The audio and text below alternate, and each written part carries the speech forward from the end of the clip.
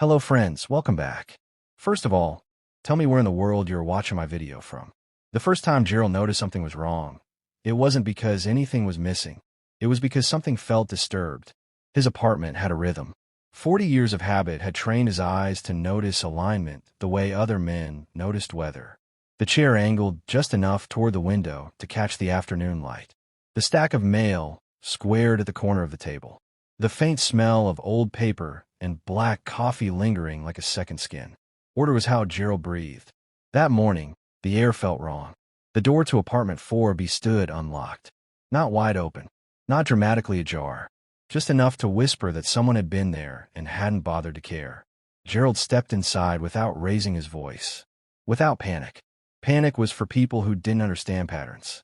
He closed the door softly behind him and stood still, listening. The building groaned in its usual way. Pipes ticking, distant footsteps, the low hum of a city that never fully slept. Nothing out of place, nothing obvious. And yet, he moved deeper into the apartment, his shoes barely disturbing the worn carpet. The smell hit him before the sight of her did. Cheap vanilla perfume layered over ambition. The scent of someone who wanted to be noticed and didn't care what it cost. Megan. The bedroom door was open a crack. Gerald paused there, one hand resting lightly against the frame, his breathing even. He had spent decades tracking men who stole millions without raising their voices. He knew better than to interrupt a crime before it revealed its full intention.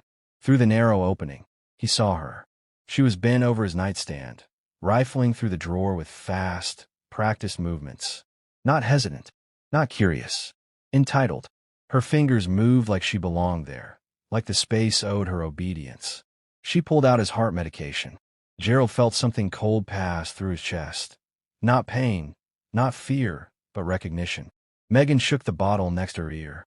Once, twice, listening, counting, measuring time in pills. She frowned slightly, then tossed it back into the drawer as if disappointed. Not enough. She checked under the mattress next, lifted the corner with a sharp, irritated motion. Then the pockets of his old wool coat hanging on the back of the door. Her movements weren't frantic. They were focused. She was hunting for something specific. A will. Cash. Proof that the old man hadn't died fast enough. Gerald watched her for a full minute.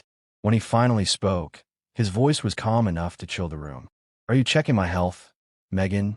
Or checking to see if I'm already gone? She didn't scream. She didn't jump.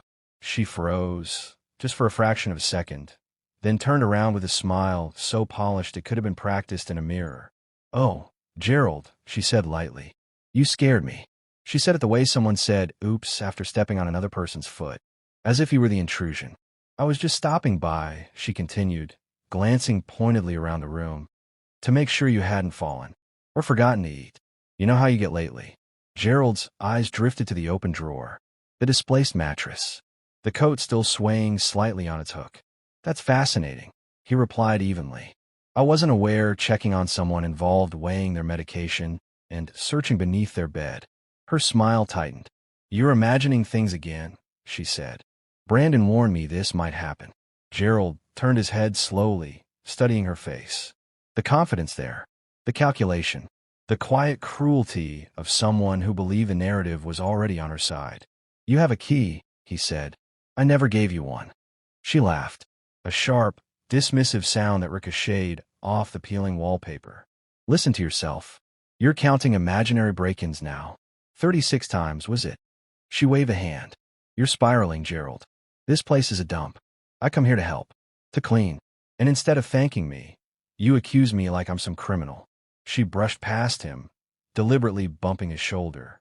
At the doorway, she turned back. Her eyes no longer held the pretense of concern.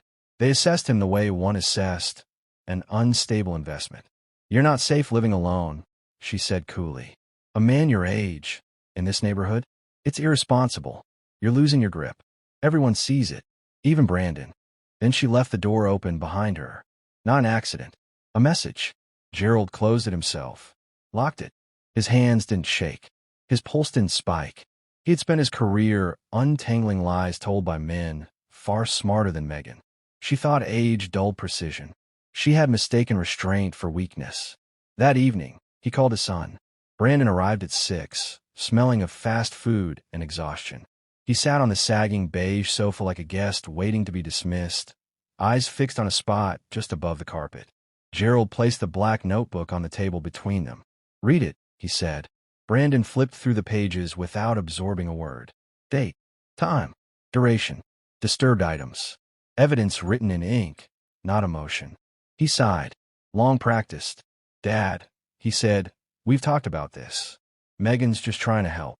"She is breaking into my apartment," Gerald replied. "She's searching my drawers. She stole something today." Brandon closed the notebook and pushed it away. "Because it's not evidence," he snapped. "It's a list of your delusions." The word landed harder than any shout. "Megan tells me everything," Brandon continued. "She says you forget who she is sometimes. She says you left the stove on. She says you called her mom's name." The pain that spread through Gerald's chest had nothing to do with his heart condition. "I have never done those things," he said quietly. "You know that. I still do the Sunday crossword in ink. I still balance my accounts down to the penny. Why are you lying for her?" Brandon stood abruptly, face flushed. "I'm not lying. I'm trying to manage this. You're 71, Dad. You live in a rent-controlled apartment with no assets. No future. We're trying to figure out what to do before you hurt yourself. What you're building," Gerald said slowly, "is a case." Brandon froze. "Megan thinks assisted living might be best," he said at last. "Professionals who can handle your episodes." Episodes. The word was poison. Gerald stood. Brandon flinched. "I'm not incompetent," Gerald said. "Your wife is a thief, and you are letting her do it because it's easier than standing up to her." Brandon grabbed his jacket. "If you keep attacking Megan," he warned, "we will take legal steps. This is for your own good. Don't make it ugly." He left. The door slammed. Gerald remained standing long after the sound faded. They thought he was prey.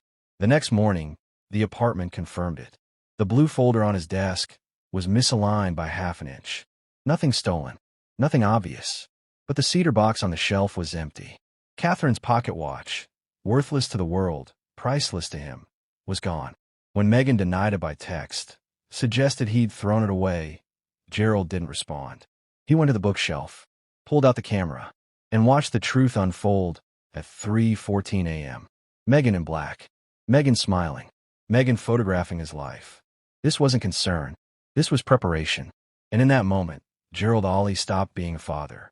He became something else entirely. He saved the footage, backed it up, and dressed for war. Because the gaslight had failed. And now, the trap would close. Gerald did not sleep that night. Not because fear kept him awake, but because clarity had arrived, sharp, undeniable, and irreversible. The kind of clarity that rearranges the world in a single breath. The kind that strips illusion from flesh and leaves bone behind. He sat at his kitchen table with the lights off, the city's glow leaking in through the blinds like a dying pulse. The laptop hummed softly. On the screen, Megan moved through his apartment again and again, caught in silent loops of trespass and entitlement. Each replay sharpened the truth until it cut clean through doubt. She knew where the camera was now. That much was obvious. She never looked at it anymore. Never flinched. Never hesitated. Which meant she believed the narrative was already sealed. Gerald leaned back, fingers steepled, eyes hollow but alert. For decades, he had interviewed criminals who mistook confidence for invisibility. They always made the same mistake. They assumed no one was watching, or worse, that the person watching was powerless. He smiled faintly. They had underestimated the quiet man. The next morning, Gerald followed routine. He dressed slowly, deliberately, brewed coffee, read the paper. He left his apartment at precisely 9:12 a.m., just as he had every weekday for years. The hallway camera across from the elevator caught nothing unusual. That was the point. By 9:30, he was seated at a public library across town, tucked into a corner desk beneath flickering fluorescent lights. The smell of dust and old books grounded him. Libraries had always been sanctuaries, places where information waited patiently for those who knew how to ask the right questions. He logged into a fresh email account. New password, new identity, no personal markers. Then he began. First, his own medical records. He requested them formally, meticulously, knowing exactly which forms to submit and which offices would stall without pressure. He had been labeled forgetful once, years ago, during a routine checkup after Catherine's death. Grief had blurred his sentence. A nurse had made a note Megan had found. Gerald cross-referenced every appointment, every test, every physician's conclusion. No dementia diagnosis. No cognitive impairment. Nothing that justified what they were building. Second, financials. He pulled bank statements, pension records, insurance documents. He highlighted patterns, small withdrawals he hadn't authorized, charges masked as household expenses, a slow bleed disguised as help, not theft, harvesting. Third, the law. He searched conservatorship statutes in his state, reading case after case where elderly parents had been stripped of autonomy by children who smiled too much and worried too loudly. He knew the playbook now. Step 1. Question competence. Step 2. Isolate. Step 3. Control assets. Step 4. Wait. Gerald closed his eyes briefly. They had already passed Step 2. By noon, his phone buzzed. Brandon. He let it ring. Again. And again. Finally, a voicemail. Dad, Megan's worried. You didn't answer this morning. You missed your appointment. Appointment? Gerald checked his calendar.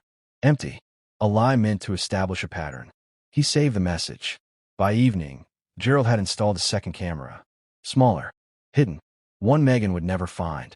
It watched the hallway outside his apartment. The comings and goings, the pauses at his door, the moments of decision. At 11:47 p.m., the hallway light flickered. Megan appeared. She didn't knock. She used her key. Gerald watched from the darkness of his bedroom, breath steady, heart calm. The door opened quietly. She slipped inside like she owned the place. She went straight to the desk this time, pulling drawers with irritated speed. She was looking for something. She found a notebook. Gerald felt a flicker of something close to satisfaction as she flipped through the pages, her expression tightening with every entry. Dates, times, details. A man documenting his own erasure. Her phone came out. She took photos, sent them. Then she did something new. She opened his laptop. Wrong move. The decoy files were right where she expected them to be. Bank statements, old letters, a folder labeled estate. She smiled as she opened it. Inside, nothing. Empty. Her smile faded. Gerald watched her search again. Faster now. Frustration creeping into her movements. She checked the trash folder. The desktop. The external drive port. Nothing. She cursed under her breath. Then she noticed the camera. Bill 1. She unplugged it with a sharp tug, tossing it onto the couch. Satisfied, she left 10 minutes later. Gerald waited another 10. Then he stood. He reconnected the camera, checked the footage, backed it up, and sent a single email to an elder law attorney named Samuel Ortiz. Subject: urgent. Evidence of coercion and unauthorized access. The reply came the next morning. Come in today. The office smelled of leather and disinfectant. Samuel Ortiz was younger than Gerald expected, with sharp eyes and a voice that didn't waste words. He watched the footage without interruption, his jaw tightening almost imperceptibly. This is bad, Ortiz said when the screen went dark. For them. Gerald nodded. They're building a conservatorship case, he said. I need to stay ahead of it. Ortiz leaned back. You already are. But we need to move carefully. Any confrontation, now, gives them ammunition. I won't confront them, Gerald replied. I'll document them. Ortiz smiled thinly. Good. Because what they're doing isn't concern. It's exploitation. They laid out the plan. Gerald would appear compliant. Confused. Slower. He would allow Megan to believe her narrative was working. He would let Brandon think the pressure was paying off. Meanwhile, Ortiz would file protective documentation, medical evaluations, affidavits, time-stamped evidence. Quiet shields built behind the scenes. By the time they realized the ground had shifted, it would be too late. On his way home, Gerald stopped at a cafe Brandon frequented. He ordered tea and sat near the window. At 2:18 p.m., Brandon walked in. He looked surprised to see his father. Dad, he said cautiously. You okay? Gerald offered a tired smile. I think you're right, he said softly. I've been losing track lately. Brandon's shoulders relaxed. Megan just wants to help, he said quickly. We both do. Gerald nodded. I don't want to be a burden. Brandon reached across the table, squeezing his hand. You're not. We'll take care of everything. Gerald let his hand tremble. I might need help with paperwork, he added. Legal stuff confuses me now. Brandon didn't hesitate. Megan's great with that. Of course she was. That night, Gerald wrote a new will. Not the real one. A decoy. He left it where Megan would find it. He included just enough truth to be believable. The apartment, the pension, the watch listed as lost. He made Brandon executor. He waited. 2 days later, Megan took the bait. Her text came at 6:03 a.m. "We need to talk. Urgently." Gerald replied with one word. "Okay." The trap was forming. And Gerald felt something he hadn't felt in years. Control. Not the loud kind. Not the cruel kind. The quiet kind that comes from knowing the end before it arrives. As night fell, he sat alone, the city breathing around him, and realized the truth with chilling calm. They no longer saw him as a man. They saw him as an inheritance. An inheritance, Gerald knew, made people sloppy. He closed his eyes and let them. Megan arrived early. Too early. Gerald watched her reflection in the hallway mirror as she paced outside his door. Phone pressed to her ear, voice low and urgent. She wasn't speaking to Brandon. Her tone was sharper than that, clipped, professional, hungry. When she finally knocked, it was firm, rehearsed, the knock of someone who expected obedience. Gerald waited 3 full seconds before opening. He let his shoulders slump, let his eyes soften, let the mask settle into place. "Come in," he said quietly. She swept past him without asking, heels clicking against the floor like punctuation marks. Her gaze moved fast, cataloging. The reconnected camera was gone, the notebook missing. The decoy will lay neatly on the table, exactly where he'd left it. She picked it up. "You should have told us you rewrote this," she said, feigning concern. "This kind of thing can't just be done alone." Gerald lowered himself into the chair, carefully, like gravity had grown heavier overnight. "I didn't want to bother you," he murmured. "I get confused with legal words now." Megan smiled, not the practice smile she wore for neighbors or doctors. This one was private, sharp, victorious. "That's why Brandon and I are here," she said. "To protect you." She flipped through the pages, pausing at the section she liked. Her finger lingered on Brandon's name as executor. Her eyes flicked up to Gerald's face, searching for resistance. There was none. "I trust you," Gerald said. The words tasted like ash. Megan exhaled, a small sound of relief she didn't bother to hide. "Good," she said, "because there's more we need to discuss." She sat across from him, crossing her legs, posture shifting subtly from visitor to authority. "Your doctor called." She lied smoothly. "He's concerned. Says your memory lapses are increasing." Gerald nodded, slowly. "I forget things," he admitted. "Sometimes I forget where I put things. Important things." Her eyes sharpened. "Like cash?" she asked. "Like documents," Gerald replied. "Things that matter." She leaned forward. "That's why conservatorship might be the safest option. Temporary, just until we get you stabilized." There it was. The word they'd been circling for weeks, finally spoken aloud.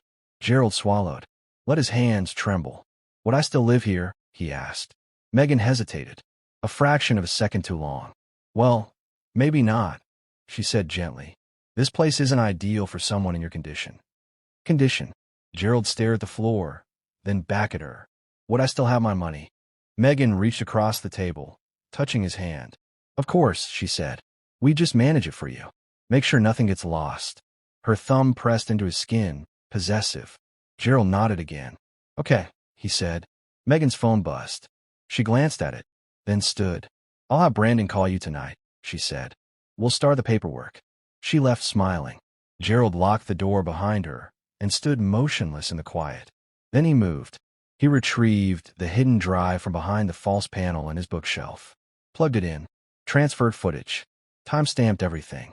He added today's conversation to the log, his voice recorded clearly, her words preserved without distortion. At noon, he visited Samuel Ortiz again.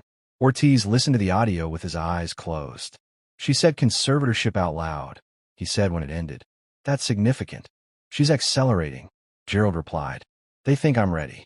Ortiz nodded. "Then we let them think that." They finalized a trap. Gerald would invite them to dinner. A family moment. A reconciliation. Megan loved optics. Loved witnesses who mistook civility for innocence. Brandon arrived that evening with Megan at his side. She brought wine. Gerald noticed she didn't ask what he preferred. They ate quietly. Gerald played his part well, confused once, asking the same question twice. Megan corrected him gently, her tone syrupy, eyes darting to Brandon for approval. After dessert, Gerald cleared his throat. "I want to make things easier," he said. "If something happens to me." Megan sat straighter. "I've been thinking about selling the apartment," he continued. "Before it gets complicated." Brandon blinked. "Selling?" "Yes," Gerald said. "While I still can." Megan recovered quickly. "That's very responsible." "I'd need help," Gerald added. "Paperwork overwhelms me now." Brandon nodded. "We can handle it." "I was thinking," Gerald said slowly, "maybe the money should go into an account you manage. Just until things settle." Megan's eyes lit up. "That makes sense," she said quickly. "To protect you." Gerald smiled faintly. "I knew you'd understand." They left an hour later. At midnight, Gerald sent one more email. To Adult Protective Services. Subject: concern regarding potential financial exploitation. He attached everything. The cameras caught Megan the next day, alone again, measuring the apartment. She took photos of walls, windows, fixtures. She spoke on the phone about listings, about value. She wasn't waiting for conservatorship. She was counting profit. Brandon followed 2 days later. He searched Gerald's desk, his filing cabinet. He took nothing. He just looked. Gerald felt no anger watching it. Only confirmation. The final piece fell into place when Megan pushed too hard. She scheduled a cognitive evaluation. Didn't ask. Didn't suggest. Just sent the address. Gerald showed up early. Calm. Prepared. He answered every question clearly. Flawlessly. The evaluator raised an eyebrow halfway through. "Who requested this assessment?" she asked. "My daughter-in-law," Gerald replied evenly. "Without my consent." The report came back clean. Perfect. Ortiz filed it the same day. The call came that night. Megan, screaming now. "You humiliated us," she hissed. "Do you know how this looks?" Gerald listened. Said nothing. She hung up. The silence afterward felt heavy. Final. The trap was no longer invisible. It was armed, and the people inside were running out of room. Gerald sat by the window, watching the city lights flicker, and understood something with unsettling clarity. They had stopped pretending to love him long ago. Now they were afraid. And fear, Gerald knew, made people reckless. He closed his laptop, because the next chapter wouldn't be about strategy. It would be about consequences. The knock came at dawn. Not polite, not patient, not disguised as concern. It was sharp, repetitive, edged with panic. The sound of people who felt the ground moving beneath their feet and were desperate to stop it. Gerald sat at the kitchen table, tea cooling between his hands, the city still half asleep outside the window. He didn't rise immediately. He let the knocking continue, let urgency stretch and fray on the other side of the door. Control, he had learned, often lived in silence. When he finally opened it, Brandon stood there alone. No Megan. That told Gerald everything. Brandon looked smaller than Gerald remembered. His hair uncombed, eyes ringed with red, jacket thrown on without care. The confidence that had once shielded him was gone, replaced by something raw and frightened. "Dad," Brandon said quickly, stepping forward. "We need to talk." Gerald stepped aside. Brandon entered like a man walking into a courtroom without a lawyer. His gaze darted around the apartment, searching for something. Cameras, maybe, or confirmation that the world was still tilted in his favor. He didn't find it. "They contacted us," Brandon said, voice tight. "Adult Protective Services. A lawyer. Someone from the bank." Gerald closed the door and locked it. "They should," he said calmly. Brandon turned, anger flaring through the fear. "You filed a report against us." "I filed a report for myself." Brandon ran a hand through his hair. "You don't understand what you've done." Gerald met his eyes. "Oh, I understand very well." Brandon's voice cracked. "Megan was just trying to help. She panicked. Things got out of hand." Gerald walked past him and sat down. He gestured to the chair across the table. "Sit," he said. Brandon hesitated, then obeyed. "Tell me," Gerald continued, "when did you stop seeing me as your father?" Brandon opened his mouth, closed it, looked away. "That wasn't fair," he muttered. "No," Gerald said. It was precise. Silence stretched between them, thick and uncomfortable. "They think you manipulated me," Brandon said finally. That I exploited you. Gerald tilted his head slightly. Did you? Brandon's jaw tightened. Megan handled most of it, he said. I didn't know everything. You knew enough, Gerald replied. You knew she had a key. You knew she searched my things. You knew she told people I was losing my mind. Brandon slammed his hand on the table. Because she believed it. Gerald leaned forward, his voice still calm. No, she needed it. That landed. Brandon swallowed hard. They froze the accounts, he whispered. All of them. Until the investigation is complete. Gerald nodded. As they should. Megan's losing it, Brandon continued. She says you planned this. That you tricked her. Gerald didn't respond. You could stop this, Brandon said urgently. Tell them it was a misunderstanding. That we were helping. Gerald studied his son. Really studied him. The lines of desperation. The way responsibility slid off him and onto others like oil. Why would I do that, he asked. Brandon's eyes filled with something like disbelief. Because we're family. The word echoed hollowly in the small kitchen. Gerald stood. Family, he said slowly, doesn't sneak into your home at night. Family doesn't photograph your life to dismantle it. Family doesn't call your clarity a symptom. Brandon stood too, voice rising. She was scared. So was I, Gerald replied. The difference is I didn't steal. Brandon backed away a step. I didn't raise you to choose comfort over truth, Gerald continued. But that's what you did. Over and over. The doorbell rang. Gerald didn't flinch. Brandon did. Through the peephole stood two figures, a woman with a clipboard and a uniformed officer beside her. Adult Protective Services. Gerald opened the door. The woman smiled professionally. Mr. Ali? Yes. We'd like to ask you a few questions. Of course, Gerald said, stepping aside. Brandon watched as they entered, his face draining of color. The questions were calm, methodical. Gerald answered them without hesitation. He presented documents, footage, records, a lifetime of order countering months of manipulation. The officer watched the videos in silence. When they finished, the woman nodded. Thank you for your cooperation, she said. We'll be in touch. As they left, the officer paused, meeting Gerald's eyes. You did the right thing, he said quietly. The door closed. Brandon stared at his father like he was seeing him for the first time. You planned this, he said. Not accusing now. Realizing. Yes, Gerald replied. Because no one else was protecting me. Brandon sank into the chair. What happens now, he asked. Gerald looked out the window. Morning had fully arrived. The city moved on, indifferent and relentless. Now, he said, the truth finishes its work. Megan didn't come back. Her messages did, first angry, then pleading, then threatening. Gerald saved them all. He never replied. The investigation moved quickly after that. Banks confirmed unauthorized access attempts. Real estate inquiries without power of attorney. Medical professionals documented coercion and misrepresentation. The story Megan had told, of a confused old man unraveling, collapsed under the weight of evidence. And with it, so did her confidence.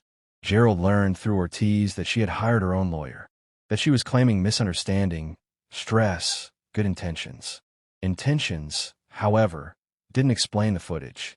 They didn't explain the lies. They didn't explain the decoy she'd try to act on before legal authority was granted. The word predatory appeared in one report. Brandon stopped calling. Weeks passed. The apartment felt quieter, but not lonelier. Gerald rearranged the furniture. Cleaned drawers that had once been invaded. Rehung the coat Megan had searched like it was nothing. He retrieved Catherine's pocket watch from a pawn shop across town. The clerk didn't ask questions.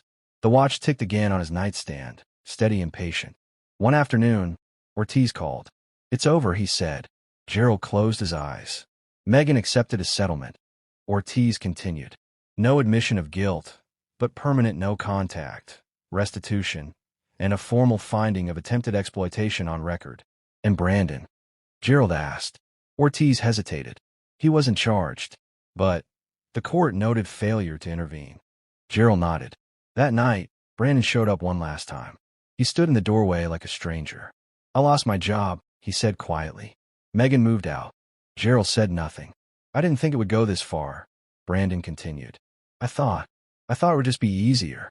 Gerald finally spoke. It always is, he said. At first. Brandon's voice broke. I'm sorry. Gerald studied him. The apology felt real. Late but real. I believe you, he said. Hope flickered in Brandon's eyes. But belief, Gerald added, doesn't rebuild trust. Brandon nodded, tears spilling freely now. I don't expect forgiveness, he said. I just wanted you to know. Gerald stepped aside, opening the door wider. That's enough, he said. Brandon left. Gerald closed the door gently. In the weeks that followed, life resumed its rhythm, altered but intact. Gerald volunteered at the library, took long walks, relearned the sound of his own thoughts without intrusion. He wasn't victorious. He was free. One evening, as the sun dipped below the skyline, Gerald sat by the window and reflected on the truth that had nearly cost him everything. The most dangerous betrayals don't come from enemies. They come wrapped in concern, spoken softly, justified by love. He had survived not by shouting, not by fighting, but by seeing clearly when others wanted him blind. And as the city lights flickered on, Gerald understood the final, haunting truth of it all. Sometimes, the greatest act of self-preservation is refusing to disappear quietly. And the question that lingered, heavy, unresolved, was this. How many others never realize the trap until it's already closed?